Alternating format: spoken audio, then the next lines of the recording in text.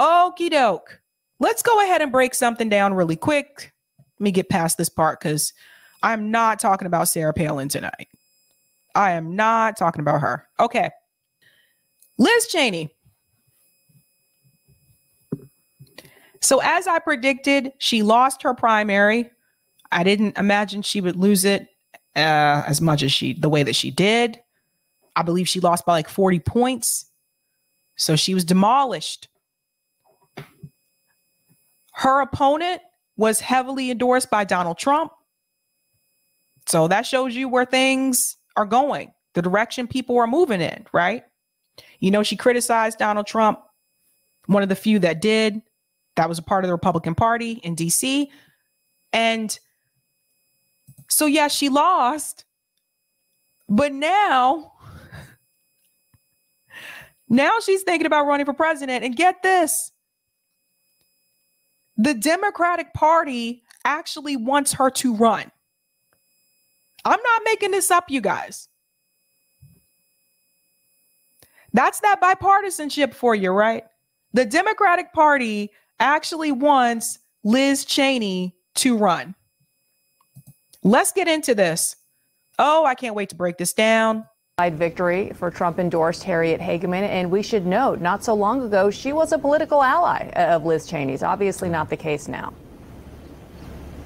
Well, Brianna, definitely that is one of the many evolutions here that we have learned in this Wyoming race. Harriet Hageman actually introduced Liz Cheney when she was first running for Congress back in 2016 as my friend and as a proven conservative. Of course, Liz Cheney won that race the same night that Donald Trump won in 2016. So much has changed inside the Republican Party since then. And we really learned how much with that margin of defeat from Liz Cheney. They knew that they were on the way to losing the primary, but the margin was certainly something that surprised many Cheney supporters. But they do, of course, already turning the page. We're learning this morning exactly what Liz Cheney's next steps are going to be for now. Overnight, her campaign filed papers with the Federal Election Committee to create a leadership PAC that allows her simply to raise and spend money traveling across the country to do what she wants to do to take on the former president. She's calling the leadership PAC the Great Task. But she said on the Today Show this morning, just a short time ago, about her plans for 2024. Are you thinking? I just want to pause for 1 second and then we'll go on here. But I do just want to jump in and say this part in reference to how bad she lost. Let's remember, it's not like Liz Cheney was a new politician. She's been a politician for years. People in Wyoming really know her. They've known her for a long time. And even they turned on her. They supported the candidate that Donald Trump backed. What does that tell you? That means she lost support from people that she had support from for years. Let's go in. Thinking about running for president. Oh, sorry. This morning, just a short time ago, about her plans for 2024. Are you thinking about running for president? That's a decision that I'm going to make in the coming months, Savannah. I'm not going to make any announcements here this morning, but it is something that I'm thinking about, and I'll make a decision in the coming months. So when she says the coming months, that means after she leaves her congressional seat. So for the next 4 months, she is going to be in Congress, of course, as the vice chair of the January 6th committee. And I'm told by people familiar with her thinking is that she does not want to make an announcement right now as the committee is still doing its work. She, of course, is leading the charge on that. But if she would decide to run, that would come next year. And again, back to the title of the Great Task. Of course, she is referring to Abraham Lincoln's Gettysburg Address when he talked about the challenges facing the country, the Great Task. And that was in her speech last evening as well, a speech that was infused with history. But now history for her is that her congressional seat will come to a close at the end of this year, and it really is the end of a legacy for the Cheney family here in Wyoming as well. Her father and mother, Lynn Cheney, were watching her speech last night, just a short distance from the stage, and I was looking at them as they were looking at their daughter, and certainly the end of an era for the Cheneys in a very different Republican Party here. I'm sorry, but the whole family, they were warmongers. Dick Cheney, Liz Cheney, they're warmongers. Sorry. Like, so their dynasty is over. Their political dynasty has ended. Okay, great. Bye. I'm just sorry. No, dude. Like, what are we cheering for? I see Indy's in the chat. Hi, Indy. Everyone check out Indy Left News. If you haven't seen him before, he does Indy News Network on YouTube, and he promotes all of us in his newsletter. Let's go back into this crazy story here in Wyoming and indeed across the country.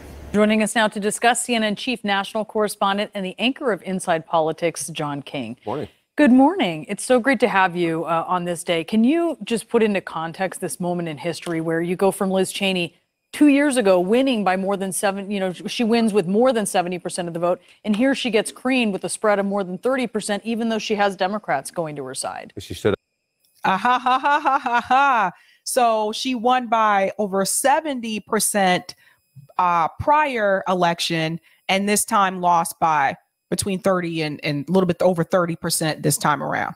That's awful.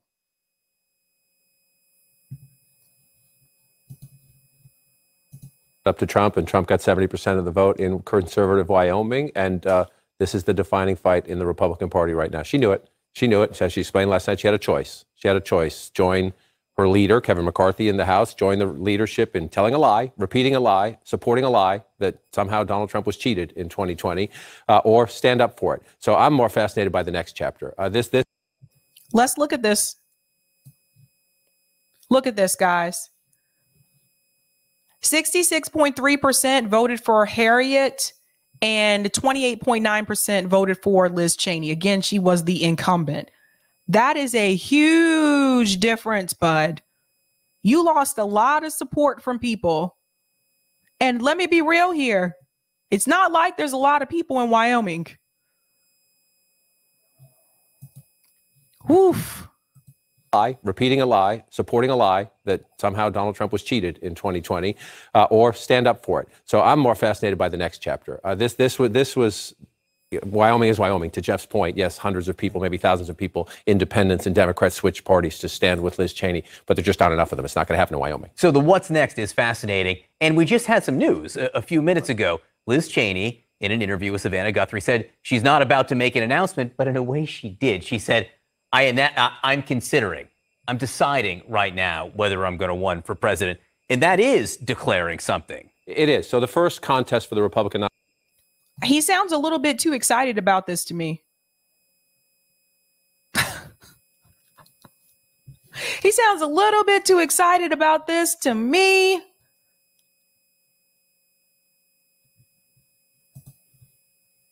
Nomination is 17 or 18 months away. She would have to make a decision, obviously, months and months before that to organize. So everybody should think about that, and everybody should watch that. That's the big flashing light. I'm much more interested in the next 3-4 months.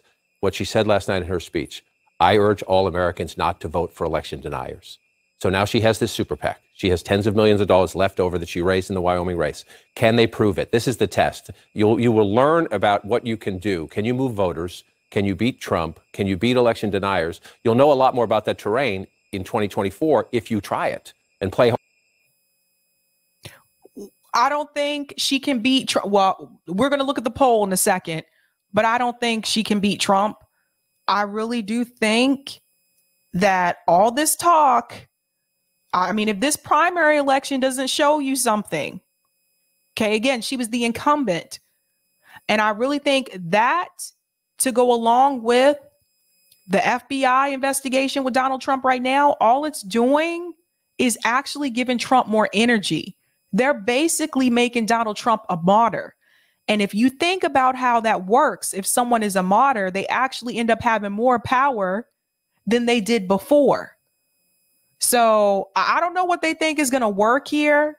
But hey, like I told you, it's okay for the Democrats to come and support Liz Cheney and to pump her up, to get her to go out there and run for president.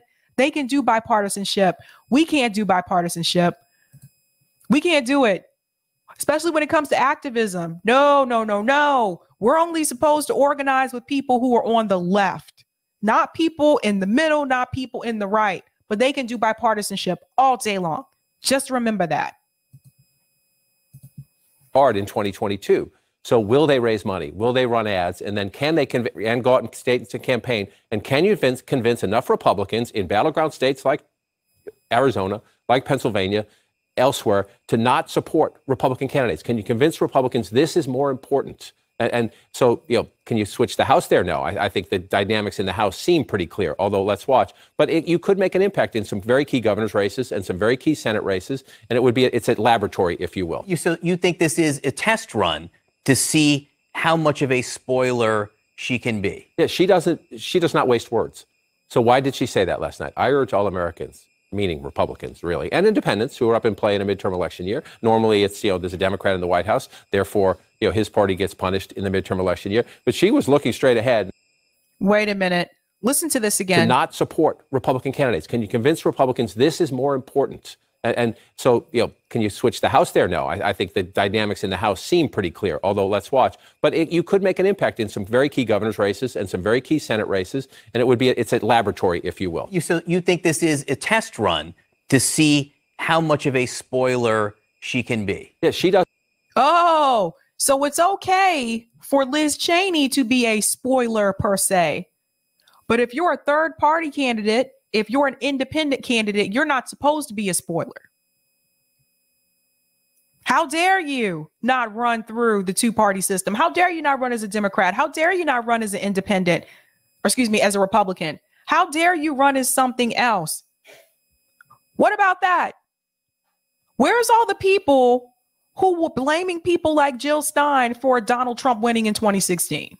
Where are all those people? Are you going to feel the same way about Liz Cheney, or is it going to be okay for her to do it because she's a part of the same system? This is why I want you guys to pay attention to some of the things that they say. She does not waste words. So why did she say that last night? I urge all Americans, meaning Republicans, really, and independents who are up in play in a midterm election year. Normally, it's, there's a Democrat in the White House. Therefore, his party gets punished in the midterm election year. But she was looking straight ahead and saying, this is a moment. This is a moment of choosing. The Republican moment of choosing about Trump will come in 2024. There's a lot of time between now and then. In our business and in politics, sometimes we're always trying to skip chapters. We're in the middle of a pretty fascinating drama. I think we should go one page at a time. No. Let me tell you something. When he said there's a lot of time, it reminds me every year, Tim brought up the Red Sox earlier tonight. It reminds me every year at the beginning of the Red Sox season, every year this happens. For whatever reason, we tend not to start out strong. I don't know why. And people will always say, oh, don't worry about it. It's early. And people will say this April, May, June, even in July, people will still say, don't worry about it, it's early. We still got plenty of time for that. Do we though? 2022 is almost over, you guys. Today is August 19th. 2024 will be here before you know it. Do we really have plenty of time? It reminds me when Jamal Bowman was in the interview recently and he said he's not thinking about 2024. Really? And you're a politician? What would make her say, no, I'm not going to run against Trump, if she felt perhaps she was going to actually just play the foil and help him? So there are serious conversations among Liz Cheney, Larry Hogan, people like that about what does it take? How many, what if a bunch of us ran as anti-Trump candidates? Do we need just one?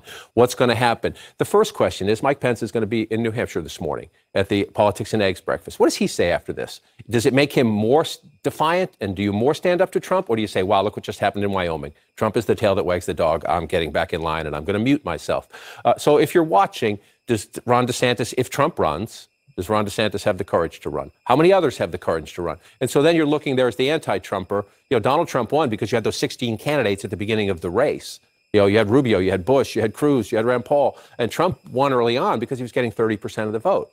Well, if there's a whole bunch of Trumpy candidates, Trump-like candidates, and Liz Cheney, in one anti-Trumper runs, a strong anti-Trumper, you can get 25%.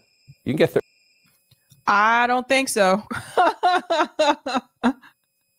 They are actually here right now. This is supposed to be the liberal news network. They are actually here right now trying to figure out how to help Liz Cheney. Do you guys hear this? They have a whole plan, laying out all the cards. They're basically telling, I don't know who might be watching this right now, but if Ron DeSantis or Trump or whoever is planning on running in 2024, if they saw this segment, they're probably like, oh, so that's the plan. Like, they are literally planning, well, if they have this, this, and this, then she can easily get this. I don't think so. I don't think they realize just how powerful someone like Trump has become. I don't think they realize the power. I guess I wouldn't say the power, but how many people still support him? I don't think they realize that. I realize that. Because I've lived, like I said, I lived in South Carolina. My parents retired there. When I go to visit my parents, I see a lot of Trump supporters.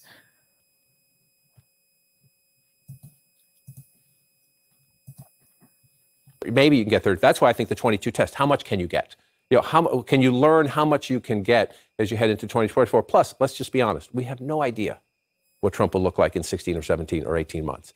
In part because of all the investigations, in part because you do find Republicans who support what he says, who deny the election, which is just wrong, who just say, though, but can he win again? Can he win again? For all the mocking of Joe Biden, they do.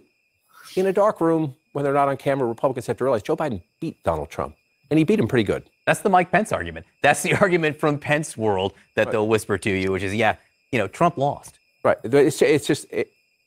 look, I'm fascinated by it. This is what I do. So I could say,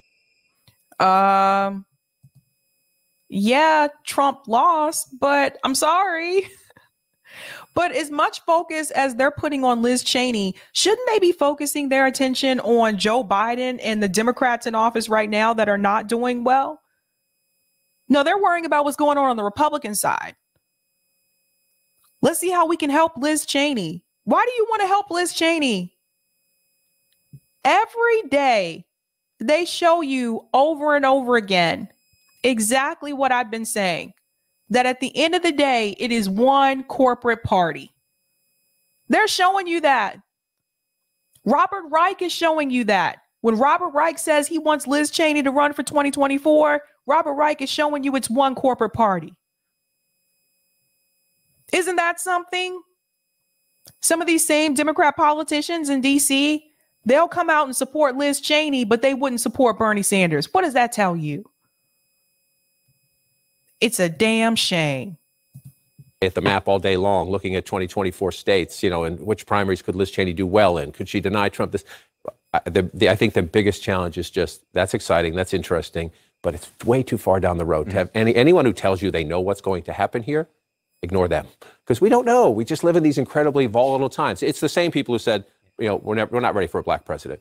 There's no way Donald Trump can win the Republican nomination. Okay, that was a fluke, but there's no way he can win the presidency. Oh, Joe Biden's done in 2020. There's no way he can win. Just remember all that and just take it one day at a time. When she said last night she voted. Well, I could say the same thing about someone running as an independent or running as a third party candidate. Just remember all of that. Lincoln and the fact that he lost House and Senate races before going on to be president. Did you take that to mean that she was likening herself to Lincoln?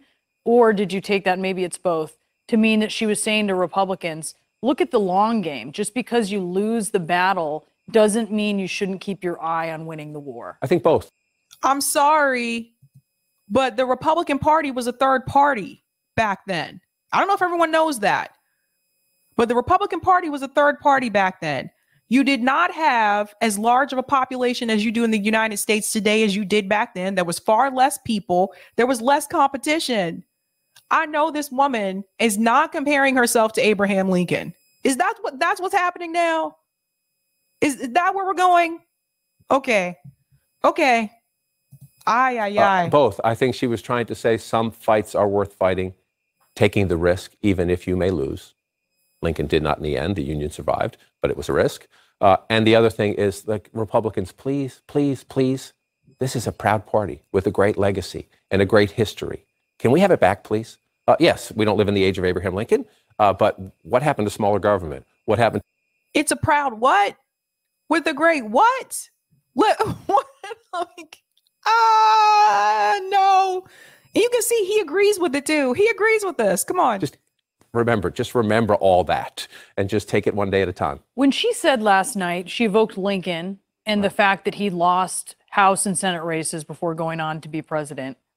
Did you take that to mean that she was likening herself to Lincoln? Or did you take that, maybe it's both, to mean that she was saying to Republicans, look at the long game. Just because you lose the battle doesn't mean you shouldn't keep your eye on winning the war? I think both. Both. I think she was trying to say some fights are worth fighting, taking the risk, even if you may lose. Lincoln did not in the end. The Union survived, but it was a risk. And the other thing is, like, Republicans, please, please, please. This is a proud party with a great legacy and a great history. Can we? What?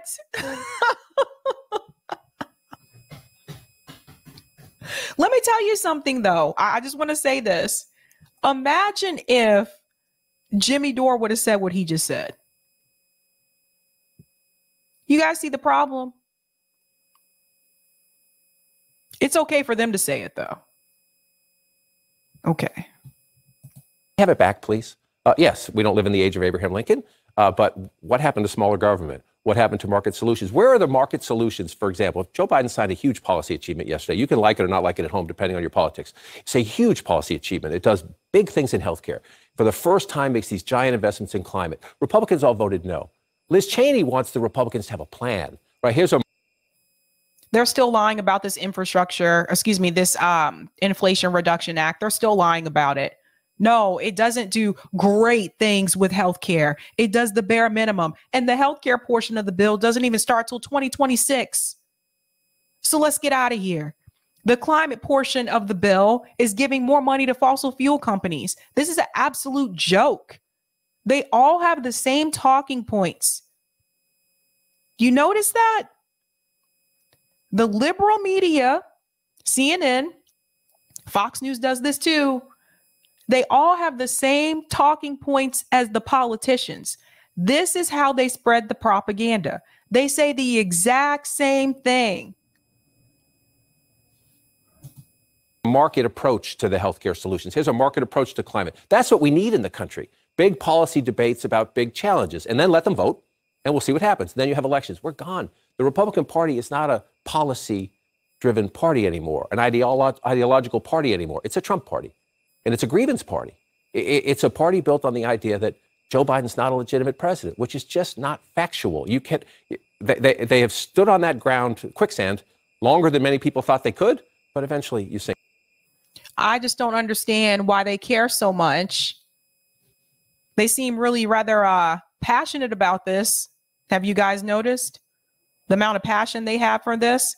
Now, speaking of Nina Turner, she tweeted this in reference to this issue with Democrats supporting Liz Cheney. Some Democrats would rather see Liz Cheney in the party than progressives. Shameful. Of course they would, because Liz Cheney is corporate, just like them. And now that you have said that, Nina, why would you even want to entertain telling progressives to run through that party? Because this goes back to something I told you guys before. At the end of the day, the Republican Party and the Democratic Party dislike the progressives. Both of them dislike them.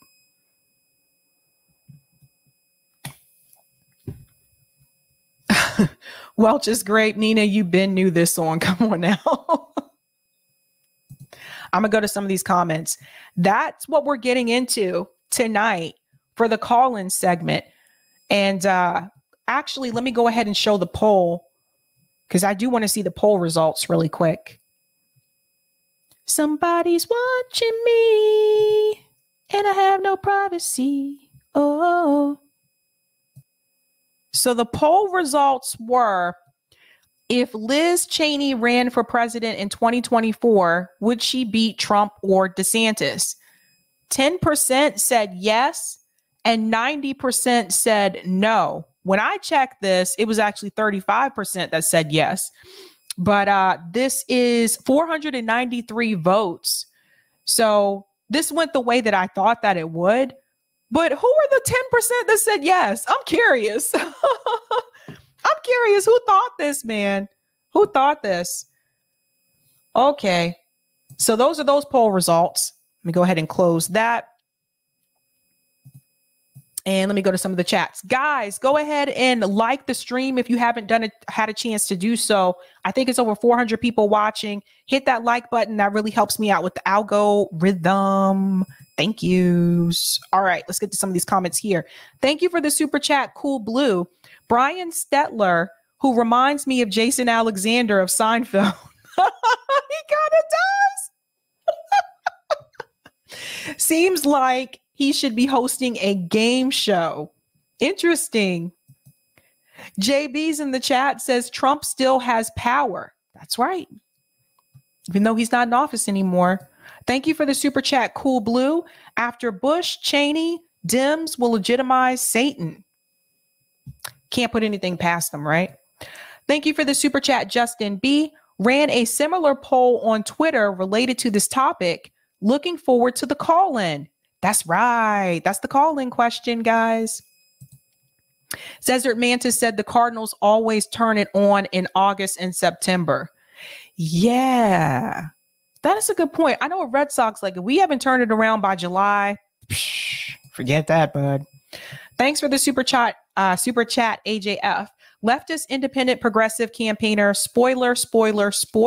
Oh, wait, you are a Republican/Democrat candidate. Never mind. Proceed. Exactly. That's what they do. That's what they do.